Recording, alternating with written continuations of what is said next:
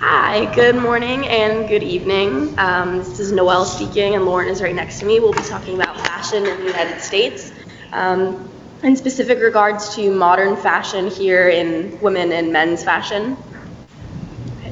So we're beginning with women's fashion, and we'll be talking about particularly what young people wear and what college students wear, teenagers.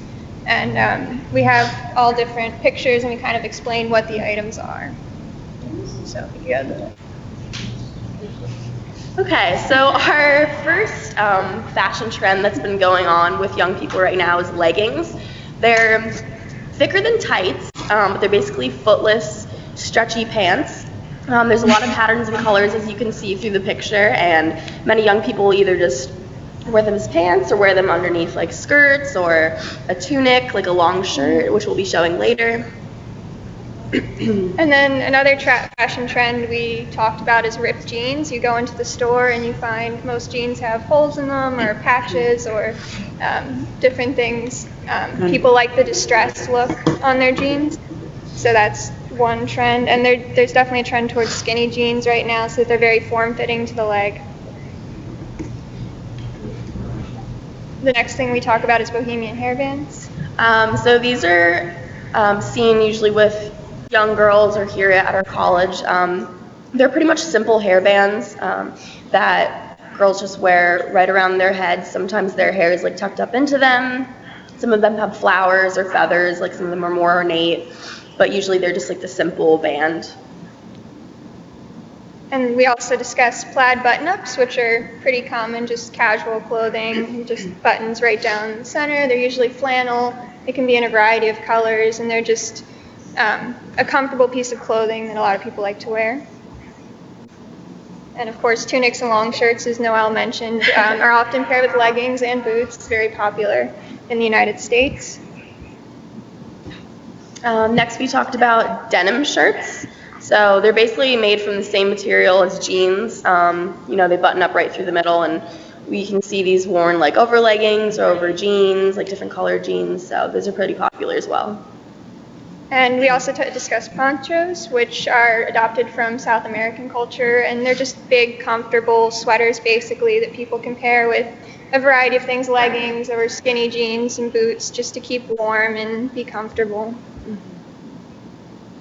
And we also talk about shifts. Yeah, these shifts are basically just loose dresses. They're not really super form-fitting, but they can be dressed up or casually worn.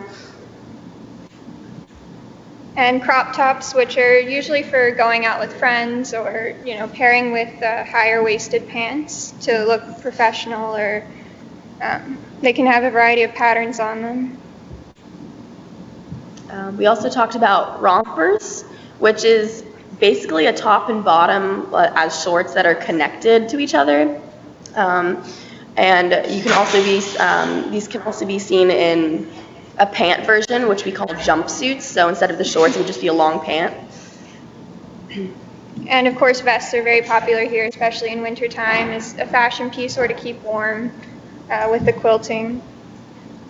And for shoes, a lot of people like to wear flats because they're comfortable. Flats can come in a variety of patterns and styles, but basically they're just flat on the ground. There's no heel whatsoever.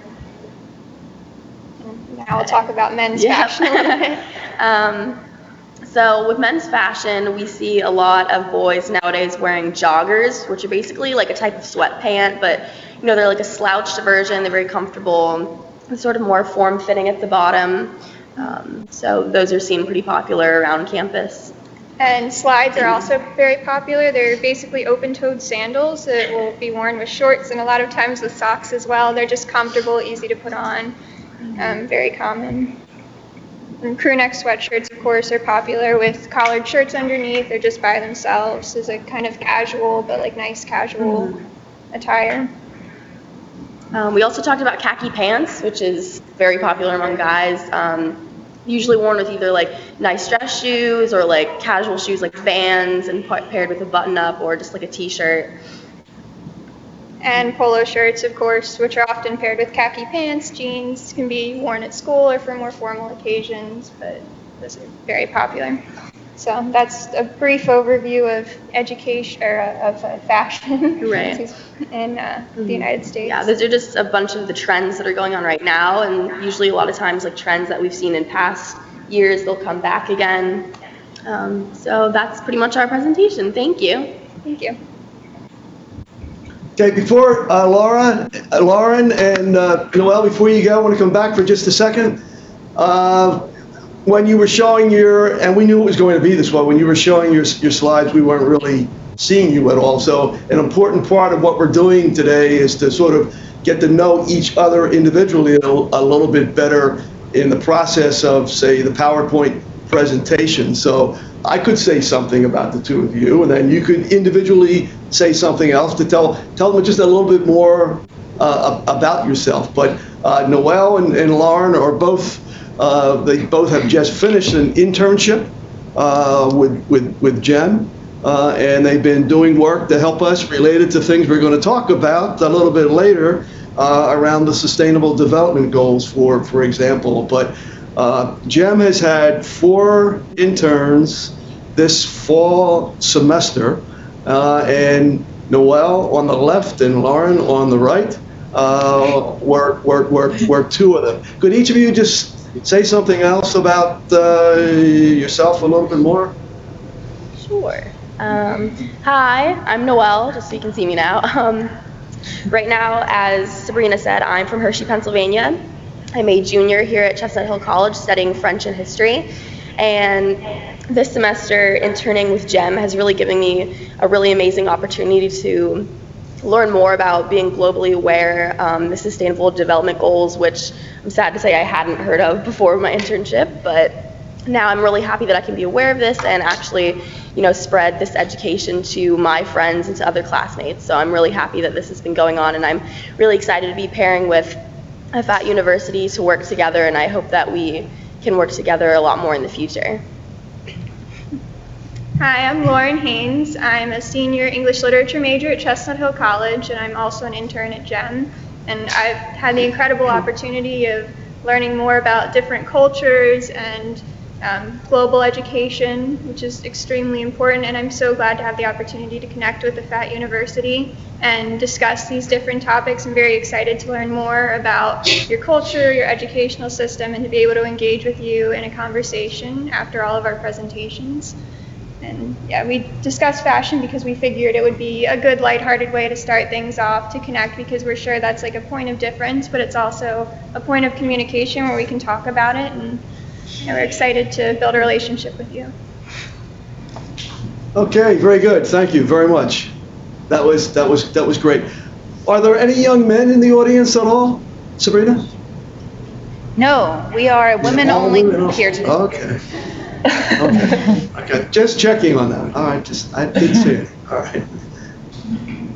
All right. So we're going to now move on to the presentation on sports, which is going to be Leah Sanders. Did I say that correctly?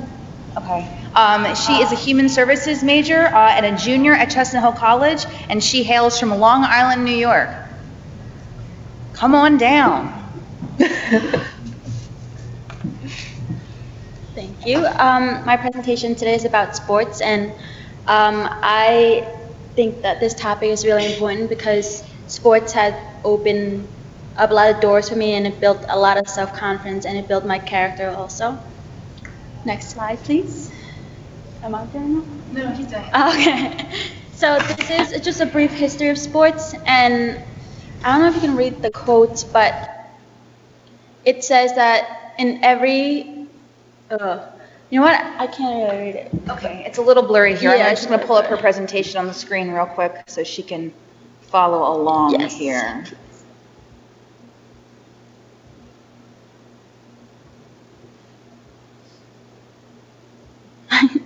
Thank you. So it hasn't been really easy for women in just history in general.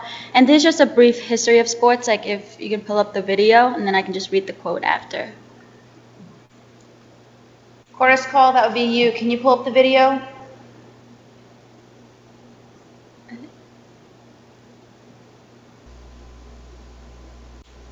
I'm sorry, I don't have the video here at the bridge. Did you just want me to copy and paste that link? Yeah, could you do that, please?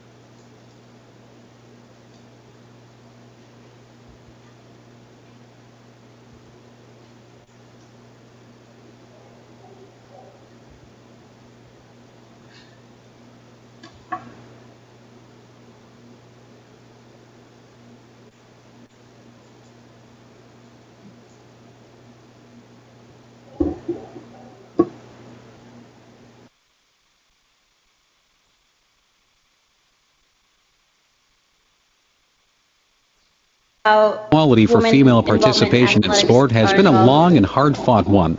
100 years ago, a majority of people, many women included, would have thought it unnatural, if not immoral, to permit women to participate in sports. Today, women's participation is widespread and accepted by most. However, there are still many sports and sport-related institutions and organizations that have not achieved full equality. Some sports, such as football or boxing, encourage very little female participation, although even these so-called masculine sports are changing. Women's boxing, for example, will probably be included in the Olympic Games by the end of this decade. In the late 1800s and early 1900s, when sports and physical education programs were first organized in North America, women were forbidden from participating for so-called scientific or medical reasons. Physicians as a group often spoke out against female athleticism, using the argument that physical activity would damage reproduction. Others claimed that it was quite simply unnatural for women to participate in sports. Little real evidence was provided to support these claims. In truth, the so-called evidence was more a reflection of physicians' cultural assumptions about women's place in society in general. The 1920s and 1930s witnessed a short golden age in women's sports. Individual athletes and teams or leagues formed to support female athletics. Track and field, tennis, softball, programs in physical education, and other activities were encouraged, at least for those women lucky enough to have the time and money to participate. There was even a women's Olympic Games movement in the 1920s and 1930s. At one point, the regular Olympic Games organized by the International Olympic Committee, IOC, became concerned that the Women's Olympics would gain enough power to challenge the superiority of the IOC's Olympics. As a result, the IOC included a few more women's events in their games, although not many. The golden age of women's sports was followed by a long drought. The post-World War II era was one of very conservative traditional family values in North America. However, in the 1970s, the current boom in women's sports began. One of the driving forces in the movement was East Bloc countries, particularly the Soviet Union and East Germany, both of which encouraged female athletes at the highest level, the Olympic Games. Female athletes with strong and muscular bodies emerged on the international sports stage. At first, this raised concern among the male-dominated sports establishment. However, after years of struggle, the muscular and strong female athletic body has become common in international sport. In the late 19th century, the founder of the modern Olympic Games, Pierre de Coubertin, said that the sight of women participating in sport was an affront to the human eye and unnatural. We've come a long way since then.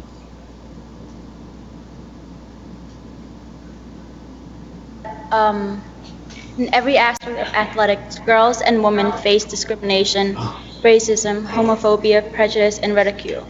Women were warned that they not only undermine but prove of lesbianism. Female athletes were depicted as physical and unattractive, and women were told that competitive sports would hurt reproductive organs as well as women's chances of marriage.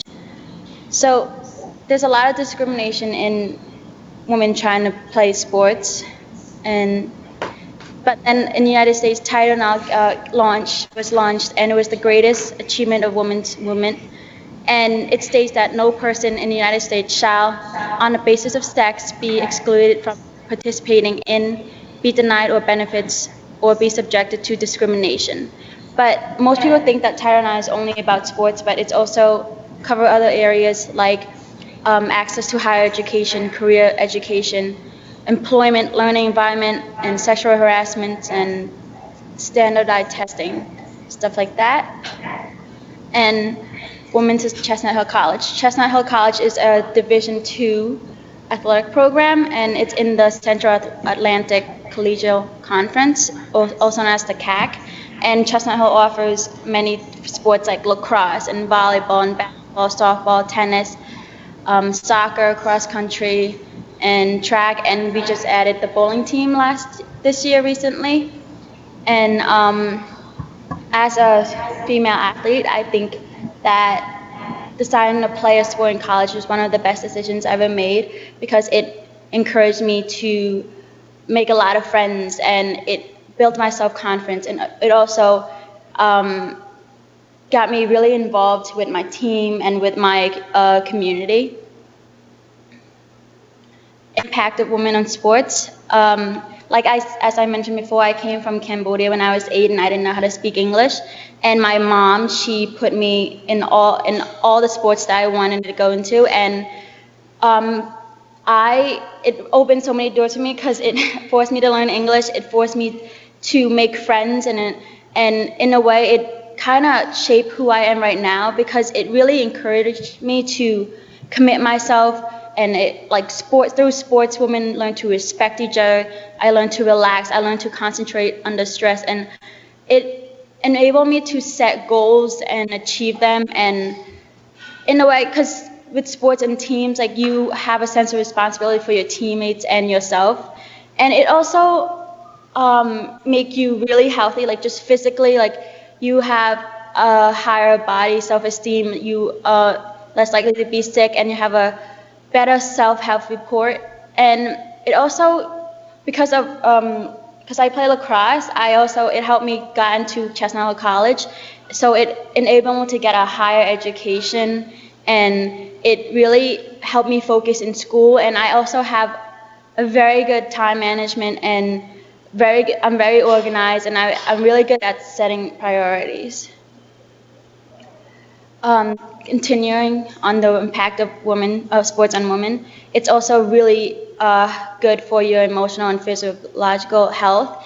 Like as mentioned before, women have a higher self-esteem, they have better self-image, and it create a lot of self-confidence in women, and it lower rates of their depression and risk of suicide. And this quote from the Women's Sports Foundation: "Girls and women who play sports have a higher level of confidence and self-esteem and lower levels of depression, have a more positive body image and experience higher standards of physiological well-being than girls and women who do not play sports." And just today, there's a lot more women athletes who are participating in the college sports, and I think that's really important. And there's a lot of female athletes who are also involved. It increased to 2.13 million girls. And these are the most frequently played sports at college. Is basketball, and 98% of schools have them, and volleyball and soccer and cross country and softball. I just think that, just to include my presentation, I think that sports really built girls' character and also create their involvement and self-confidence. And I think that sports encourages girls to become more empowered, become more confident, which is really important because we are starting to have a lot more voice, and we're becoming more powerful. And it's important that we all still strive to fight and to encourage girls to get more involved in society and in the world, because I know that we all can make a difference. Thank you.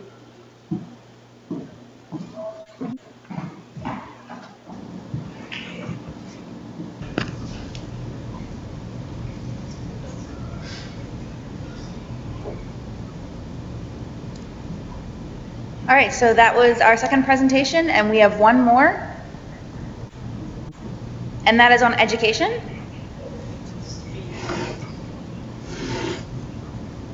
And we have Lauren, again, and also Natalie Williams, who is a human services major. She's a senior at Chestnut Hill College, and she is from Pennsylvania, which is where Chestnut Hill College is located.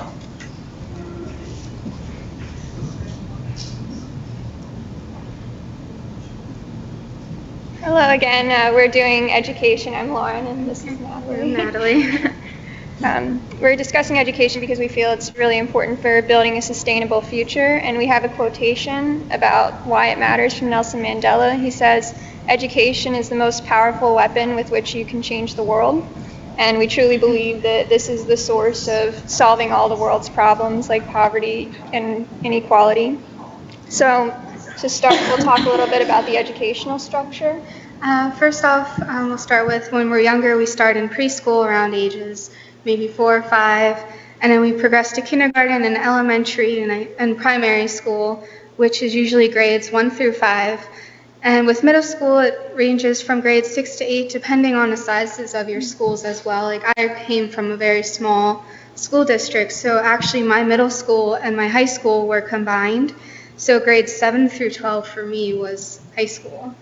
And then after you're done with grades 9 through 12, you can go on to university and gain your associate's degree, which will take around 2 years, and then your bachelor's, which is 4 years, and then progress onto your postgraduate degree if you desire. And we want to discuss also the style, format, and features of education in the United States, because there's a lot of different components that go into how the education is structured beyond just the basic flow. There's the issue of rural versus urban schools. So both Natalie and myself came from very rural areas where the schools were small and resources were limited, but even within the same city, the resources available at a given school can be very different. There's also the issue of public versus private. So government-funded schools are public schools. They're ones anyone can attend, and there is a separation of church and state in those schools. The curriculum is somewhat standardized as to what students have to learn. And there's also private schools, which are generally more expensive, but they tend to are known for having more rigorous curriculum. Classroom size, generally in a high school, it can vary because schools are so different. But in a general high school classroom, there's usually about 20 to 40 students per teacher. There's also an emphasis on experiential learning in the United States, particularly at the collegiate level. So taking what you learn in the classroom and being able to apply it in the community or in a way that would be useful in the workforce. And also, there's standardized testing in the United States. I'm not sure how that works in Saudi Arabia, but in the United States, we have standardized tests per state, from primary to high school, depending on the state. And there's, in Pennsylvania, I believe it's called the Keystone exams. It used to be called the PSSAs. And in Virginia, where I'm from, we had the standards of learning. But it's basically the same material. The history sections might differ a bit because the states cover different histories. And to enter university, you have to take the SAT or the ACT. And for postgraduate study, you can take the GRE, which is a general exam, or the GMAT. And then there's the LSAT for law school and the MCAT for medical school. And we also wanted to talk about core classes in the United States. Yeah, there's a few classes that every student has to take when they're going through their basic education. Math is one of them. It varies per student too, because everyone's unique with their learning, but usually it ranges from pre-algebra to calculus, and you can go higher, of course, if you are excelling in that subject. There's also the sciences. You go through biology, chemistry, earth science, and physics all throughout high school. And you also take an English class throughout every year of your basic education too. And social studies, it's a range of different history courses, which is U.S. history, the U.S. government, and we also learn about world history or humanities class, which also involves art as well. And we also have electives, and this is more for the high school level.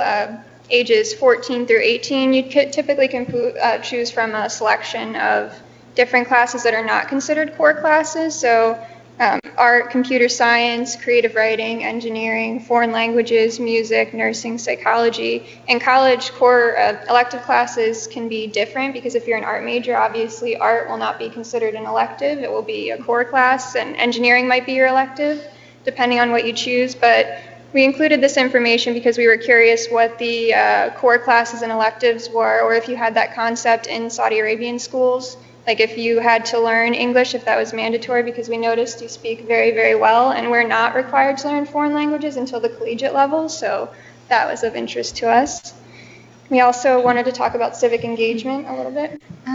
With our civic engagement, we usually get involved with the local community that's based around our schools or colleges. It's to solve the major world issues, and it's to promote understanding, compassion, and to make our world a better place. There are different types of organizations and activities based in the United States, and this is just a very, very small list of them. But the Habitat for Humanity is more environmental based. Of course, United Nations, the Philabundance, the Philly AIDS. Charter schools also do a lot of civic engagement. The soup kitchens, shelters, Also street cleanup days and community gardens, which are all big things that a lot of high school students and college students participate in. Yep. And to talk about in relation to their presentation, civic engagement is required in a lot of college level courses as well. So we at Chestnut Hill, through our global studies class, actually had to take or do some form of civic engagement or community service. So that's quite common as well. So as far as extracurricular activities go, we've got this other component that kind of supplements education. It's you can explore what you like to explore in your electives, or it can be another interest, and there's a variety of things you can do. Obviously sports, as Leah discussed earlier. There's cultural clubs that can be related to languages or nationalities, different interests. Community service organizations, so bringing back that civic engagement component. Intellectual groups for common interests, art clubs, band, choir, theater, dance. So there's lots of different ways to get involved, and it's an important way to supplement your education. And we wanted to talk about Chestnut Hill College a little more specifically. So as you know, our college is located in Pennsylvania in Philadelphia. It was founded in 1924 by the Sisters of St. Joseph, and it's a coeducational Catholic college. Our size is pretty small compared to other universities. It's 1,491 students. We're based on 75 acres, and our mascot is the Griffin. I know we used to be an all-girls school until 2005, I think. It was fairly 2003. 2003, and now we have both males and females based at our college. Yeah. And just as a note, we're both transfer students who came here last semester, so we're learning all about Chestnut Hill College now. And so we wanted to do some fun facts about Chestnut Hill College. We have a lot of different traditions on campus. We have Christmas decorating night, which just happened, where each year of students, freshmen, sophomores, juniors, and seniors, gets a specific area of the school that they have to decorate, and it looks beautiful afterwards. We also host the Harry Potter Festival and the Brotherly Love Quidditch Cup every year, which is great. All the shops participate, and a lot of people from different areas in the local community come out to support that. We also are based right across the street from Fairmount Park, which is the largest park in any United States city. And we have two lovely dogs on campus, Griffin and Casca, who live here.